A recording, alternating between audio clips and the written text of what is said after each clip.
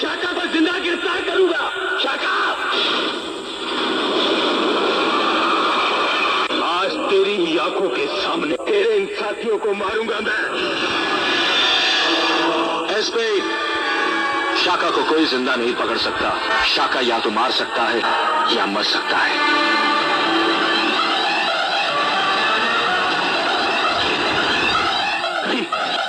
नहीं शाका, नहीं शाका, तुम मर नहीं सकता। शाका, मैंने जिंदगी में कभी हार नहीं मानी। तू नहीं मर सकता। सर, ये मर चुका है। खोलो इसे। उठ शाका, उठ। तू मर नहीं सकता शाका, उठ। तुझे जिंदा पकड़ना था। उठ, उठ शाका, उठ। तेरी आंखों के सामने तेरे आदमियों को मारना है मुझे। उठ। मरे हुए को क्यों मारते हो तुम? वो बेचारा मर गया है।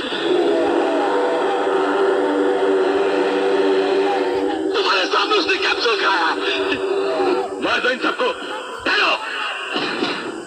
गोलियां सीने पे नहीं बेवकूफो, पीठ पे। अब तुम लोग सबके सब भागोगे। 10 गिनने के बाद भागते